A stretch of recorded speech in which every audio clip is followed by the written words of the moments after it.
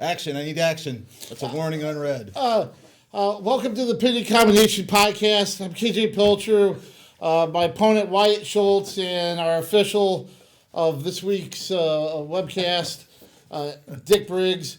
We're going to talk college, a little bit of what happened this last week. Iowa State with a big win over UTC, or big by a dominant win.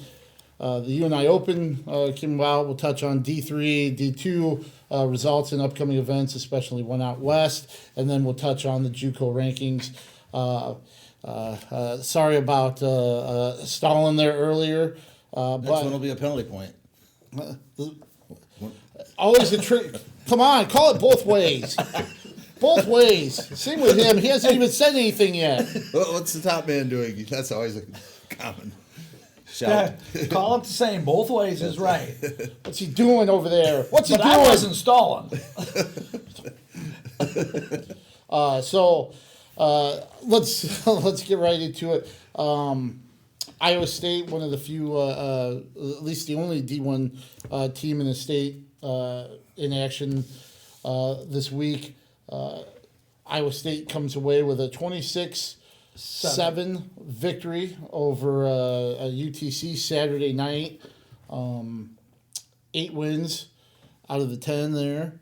A nice way to kind of go into the break. You know, UNI, Iowa's off until Midlands, and of course this is Iowa State's last competition until the Southern Scuffle. But some nice wins. Good job of closing some of the matches there as well. Todd Small scored late to get a win at 133. Sam Colbray with a victory in overtime with a takedown late in a tight match. So some positives and a good way for Iowa State to enter the break here. Yeah, Gremmel, and I don't know if anybody watched, but Gremmel just controlled that whole match. I mean, he had about 5 minutes riding time on his match. That was actually a good duel. I watched most of it the other night when I was over in Council Bluffs doing double duty. So a nice duel. They're drawing well over there. Nice crowd. Well, I think they're undefeated on the season and got it rolling in November and December, and I'm anxious to see. They've got a very aggressive January schedule coming up, so it's going to be fun. But all 3 schools actually. So yeah, but the nice way to kind of get into that break. You know, Todd Small, that was a nice win. I think he scored in the final seconds there to go up 7-6 as well. You know, Chase Straw came away with a victory, a former Independence state champ. And then, like Colbray, I think both of those wrestlers had lost to Brands, Nelson Brands earlier. And that was a tight match that Colbray came away with a victory. And I think that's good for him kind of going forward. Marcus Coleman with a win as well. 6-4 win. Yeah, all the matches were just some nice, and of course David Carr with a tech fall in there. Mm-hmm. He looks pretty solid. One of the matches that they did drop was at 149. Ryan Leisure in there instead. Jarrett Dagan. Think there's concern, or is it something maybe going into the break? You know, this letting them rest because he medically forfeited out of the Las Vegas tournament the week prior. Just an opportunity to give him some rest in a duel that they didn't need him for.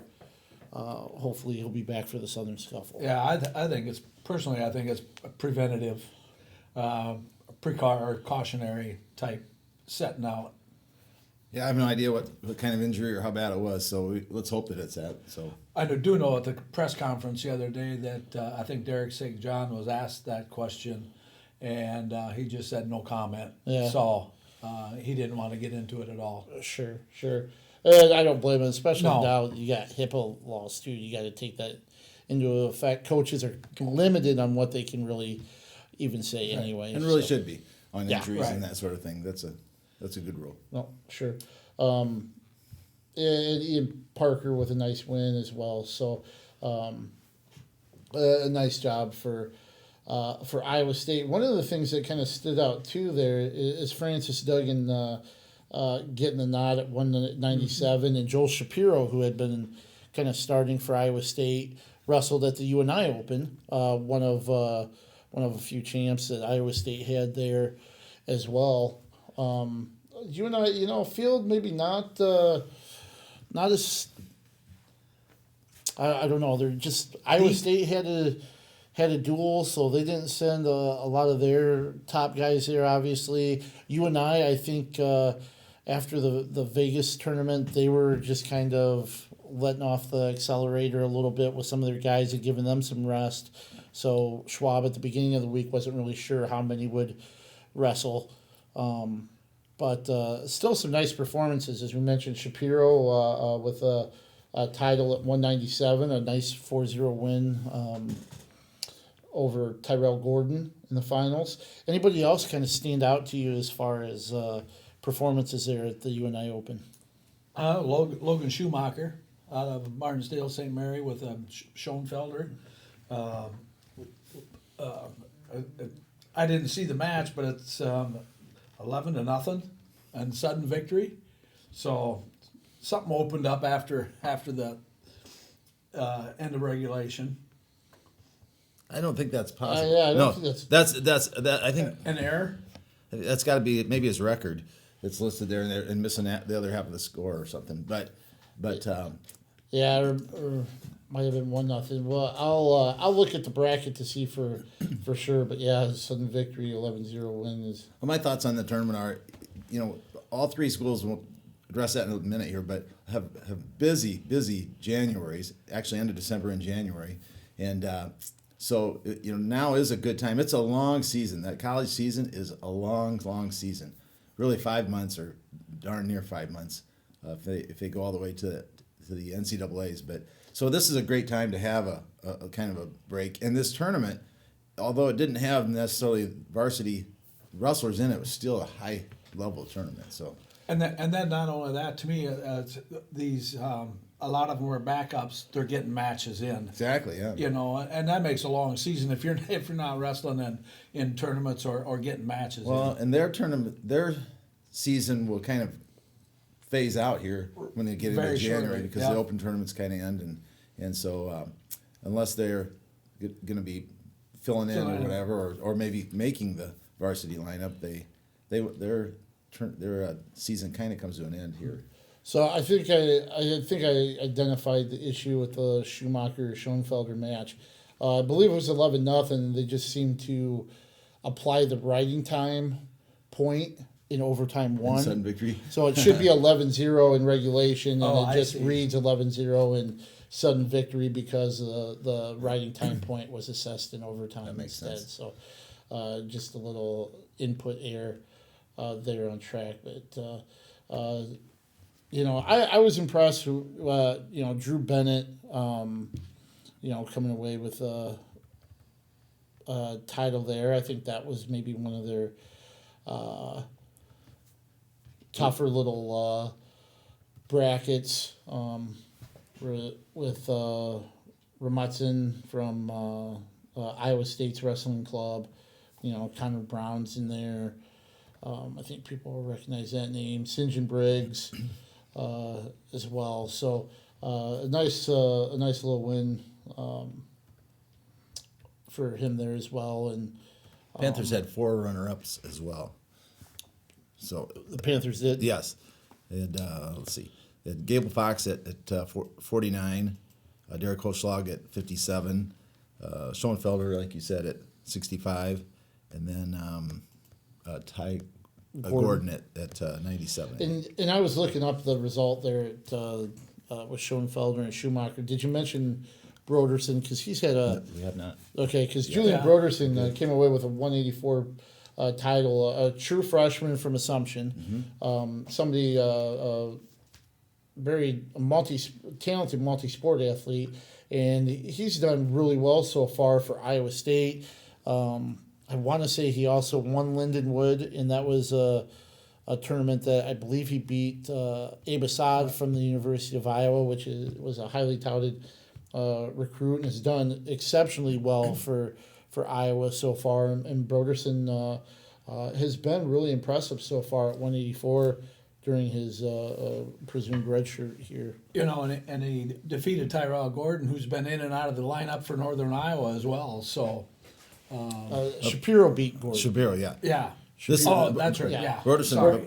Right. Wow, 15-second fall in the finals. Yep. Ooh-wee. And a 2 minute and 18 seconds In the semis. in the semis over Duhart of Missouri. So dominant wins. You like to see that as well. So as we mentioned, Iowa State, UNI, a little bit of a break here during the holiday season. UNI will be at the Midlands Championships the 29th and 30th at the Sears Center in Hoffman Estates, Illinois. Now we're Northwestern hosts the tournament, not Welsh Ryan Arena, even though they've remodeled it and renovated it.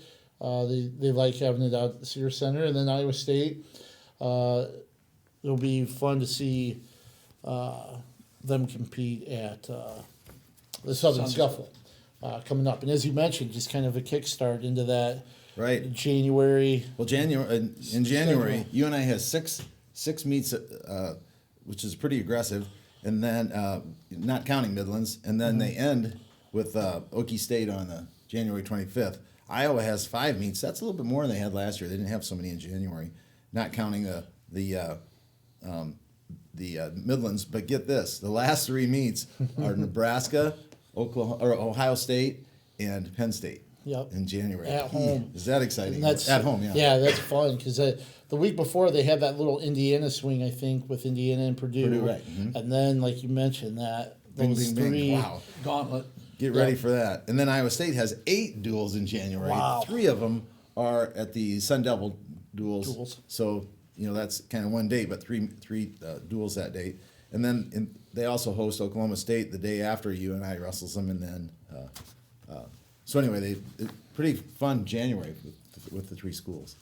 So, other than just kind of shifting to small college competition, last Friday, I'll kickstart this. Wartburg came to Mount Vernon to face Cornell. The top-ranked Knights came away with a 43-2 victory, winning 9 out of the 10 bouts. Cornell's only win came at 157. Casey Allen with a 6-2 decision over Shea Hartzler. But just a dominant performance, not surprising by the Knights.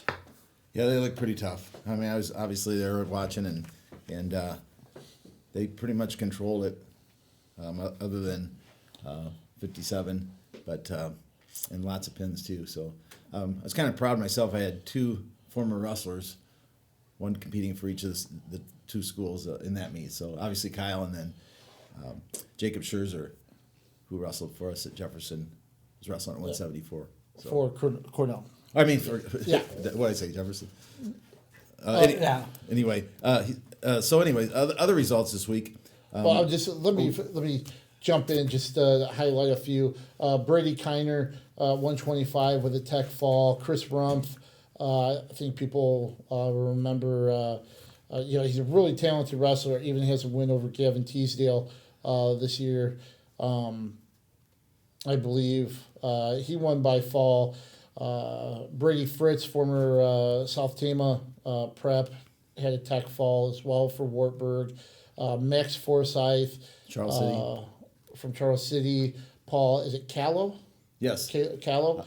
Connecticut. And Kyle Briggs won by fall. Kobe Woods and Eli Pinnell finished off with decisions. 197 in heavyweight there as well. So Good night for the Knights, I guess. yep. Anyway, on Wednesday, is about equally as big. Co really squashed BV. Sorry, on that one. That's Is it all BV right. grad, huh? I'm used to it. And anyway, Co is Even though BV did get 2 wins Nebraska wrestling this weekend, so yep. They bounced BV's back. they are coming. They are improving for sure. You can see that. Co's currently 4-0 in duels. Thursday, Central beat Nebraska Wesleyan 45-4. And Central, boy, they've had a lot of duels. They're 10-2 right now. And then Upper Iowa beat Southwest Minnesota State 28-6, and they're 3-0 overall. Wartburg's 3-0, and Cornell is 2-3 in duels. Luther on Saturday. Luther nipped University of Dubuque. Luther's 3-0 in duels, and that's UD's first duel. That was 22-18. Loris really handled Millikan 29-10, and they're 4-0 in duels as well. So that's kind of a regional matchup there, Loris and Millikan. And kind of interesting. I know we talked about this in the past, but Millikan coached by Ryan Burt, former Loris assistant, and Upper Iowa national champ. So right. And I believe his son and nephew are on the team wrestling. Anyway, upcoming D3 and D2. Loris is off until January 4th, and then UD is December 28th. They go to the University of Chicago duels. Luther will compete in the Gator Boots duels in Tennessee. I like that. Here, I thought there wasn't any local school going down last time we mentioned that, but Cornell is headed to the Citrus Invitational in Fort Lauderdale. That's December 29th and 30th. Have you been competed in that, haven't you? It was a different. It was the Sunshine Duels. Oh, Sunshine Duels. You're right. Yeah. In Orlando, which was neat because, and even Wartburg went down there at the time, and it was really cool because people are familiar, no college wrestling in Florida, but there was an executive, I can't remember if it was with Disney or Coke or somebody down there that loved wrestling so much, and there are teams from New York and Massachusetts, like Springfield and SUNY Cortland, Ohio and PA schools in Wisconsin. I know Wisconsin Eau Claire and a few of the Iowa schools were in there, and they bring everybody down there to compete, and it was really, really cool. So very fun. Yeah. And kind of the same, like with the desert duels. Right. And Wartburg hosts the desert duels in Las Vegas on December 22nd. Upper Iowa is also competing there. It has kind of schools from different. It's basically each school is given 3 dual meets on that day, and it's not it's not a who wins it or anything like that. It's just who wins that duel, and then on to the next duel. Central is off until January 11th, where they'll host the Under Armour Invitational, and that's it for the smaller schools that I had. In Upper Iowa, they're in what? They're heading to the desert duels also. And they're D2! Two! They're D2! Or 3. The others are D3. Oh, yeah, D3s. There you go. So we'll look forward to that as well and following along. And I know last week we kind of mentioned one thing we haven't touched on yet in previous ones are the JUCO, kind of the JUCO programs here in Iowa. And probably one of the things that gets overlooked a lot because, the tradition with D3 is so strong. You have the 3 D1 programs that do so well. Upper Iowa, D2, the only D2 school in the state that, does well on the national level and does is so successful. But the JUCO programs. Did you say Grandview also at NAI? Well, yeah, NAI as well. Over there, there's 7 championships, but JUCO gets overlooked a lot. But the programs, it's just amazing how well we're represented well, aren't we, in the state? Very, very much so.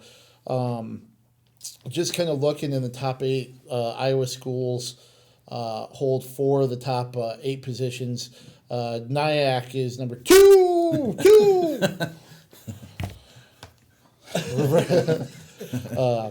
Iowa Central is 6th. Iowa Western is 7th. Ellsworth is 8th. Ellsworth is 8th. Try saying that 3 times fast. And then number 21, Iowa Lakes as well.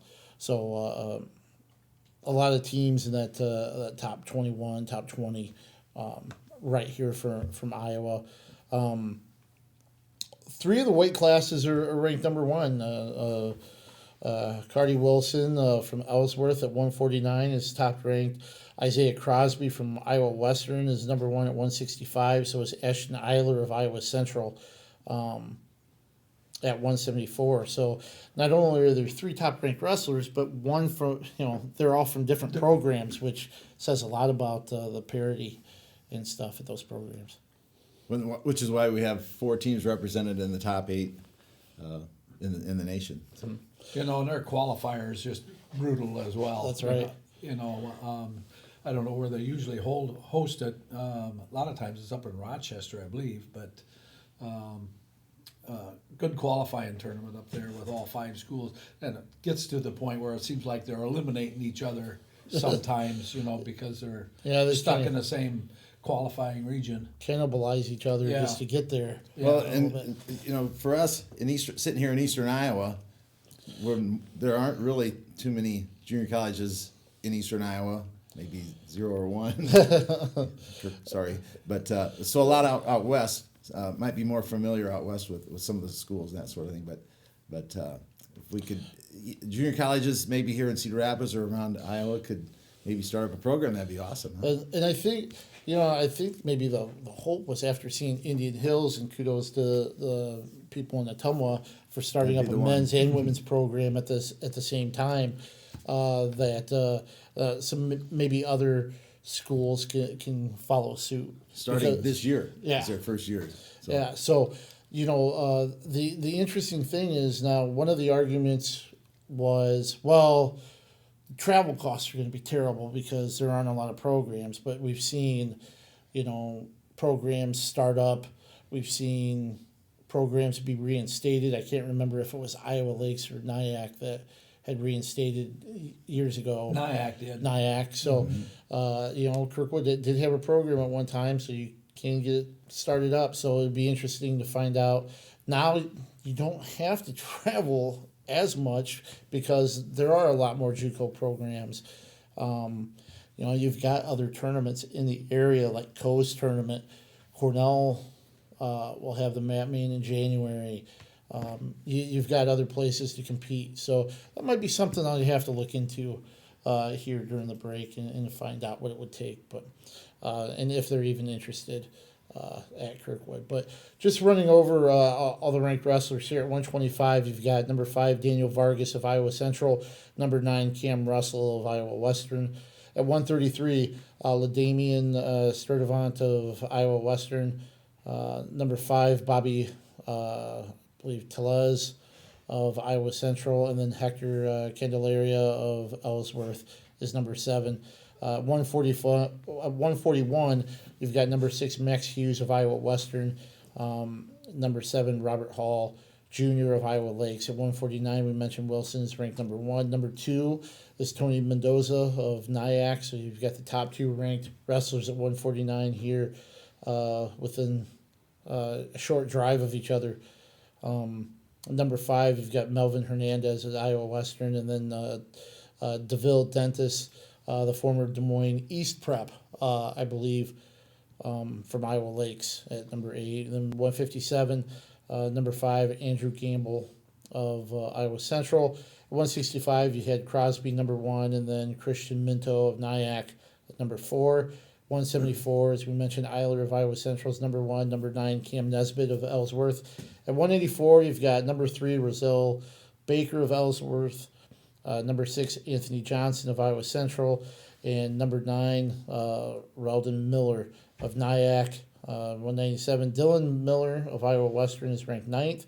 And then at heavyweight, you've got Zach Santee of Nyack, Boone McDermott of Iowa Central, the former Waller Prep, Mitchell Williamson of Iowa Lakes, ranked 2, 5, and 9. So, like you mentioned, good representation there. And McDermott won the Univista Open last weekend as well, so he's doing well. And actually, at 33, the number 2 guy is Brock Ruth. You missed from Nyack. Okay. So, All right. and Nice. he's in at number 2. So yeah. Okay. Yep. So I don't Brock know how you Luthen's pronounce there. it, but Luthens. Okay. Lufens. Yep. Luthens? So there's another one. So you got Yeah. 133 and 149 with 4 ranked wrestlers apiece, and then 3 at 84 and heavyweight. So it's like you said, nice representation there with the JUCO programs, and tip of the cap to those guys out there. Keep doing what you're doing because you're doing it well. And the coaches and the administration for supporting the teams and the programs. For sure. Yep. So, any parting shots? In the college? No, I'm looking forward to the Midlands. I'm got my credentials today, or approved, I should say. So, as far as the college, that's what I'm looking forward to. And I love the Sears Center versus Welsh Ryan. I don't Really? know. Yeah, I don't know about you, but I like Is it at the Sears I'm Center? torn. Sears Center. Yeah. I'm torn. I don't know. It has its plus and minuses, but I wrestled at Welsh Ryan, and you can have it. really, I didn't have But a same, good day. I've never been in there since they renovated it either, so I don't know what the renovation mine was is a long like. time ago Oh, also. I know. I always thought Welsh Ryan was a glorified high school Right. gymnasium more than anything. But as far as viewing the wrestling, other than the two back mats that outside of the 1 year where you had Caldwell from NC State wrestling on the backside, nobody knew about it. I don't know. I kind of prefer Welsh Ryan just because they send you down on the far end of the Sears Center and you cannot see what's going on. And then even when they drop the mats down, they leave us where we're at, so you have all kinds of foot traffic walking in between us and the mat. So I'm split because there is a little bit more of a convenience, and then there's also a little bit of a headache. So. Yeah, I like it. But for the wrestlers, I'm sure it's a lot better. I like the room down at Sears Center versus the being it's an bigger floor space than Welsh Ryan. And you had mentioned that you had wrestled there a long time ago. Did they have restrooms back then, or You had to go out. The outhouse. That's a warning. Yeah. Yeah. That's an illegal. Well, yeah. Woohoo! Flirting with disqualification. So, really quick, what is the most memorable Christmas gift you've ever received? Oh boy, when we grew up, of course, out in the country, we didn't have a whole lot. It might sound silly, but probably clothes or a baseball glove. I mean, because we didn't have a lot. As a kid, I got a unicycle, and then Really? I never, for the longest time, I didn't learn how to ride it. Then I wanted a mini bike, and my dad goes, "I'm not getting you a mini bike. You never learned how to ride that unicycle." So I went out and I learned how to ride that unicycle. Did you think I got the mini bike? No. But I could ride the unicycle. But you can ride the unicycle now. Let's see. So I'm sitting there thinking, there are some neat things along the way, but have to say one thing that I got, the girls made me a collage. It had all their pictures together, and in the center of it is probably my favorite picture of the girls. It was back when they were like in preschool, Parents' Day Out. And at that time, Katie was really super shy and didn't talk much and was not real, I don't want to say photo, she just hated pictures. So they couldn't get her to take pictures with, it wasn't school pictures, but they brought photographers in. So they had to have Keely come in and sit with her. So there's this picture of the two of them where Keely's smiling and laying her head on top of Katie's head, who's like this. And that's at the center of the collage. So I think that's my most memorable gift that I have. That, and I got a Nintendo 1 year. So between the two of them. Yeah. So anyway, okay, so you're going to be heading out to Desert Duels, Las Desert Vegas, Duels. So we might go later on in the week for Christmas week. So you might have to watch for Tuesday, where we just maybe I touch don't think on. Nathan's going to be here. Oh, that's right. Yeah. So is this our last one, maybe before the new year? Somebody else could maybe help. Okay. So We'll keep keep you an eye posted. out. We'll make sure you check social media, because we'll let you We'll keep know posted. when the next Pinning Combination podcast, college and high school, will be. It might be before the new year. If not, we'll see you next decade. And always remember, As always, let's keep wrestling on the move.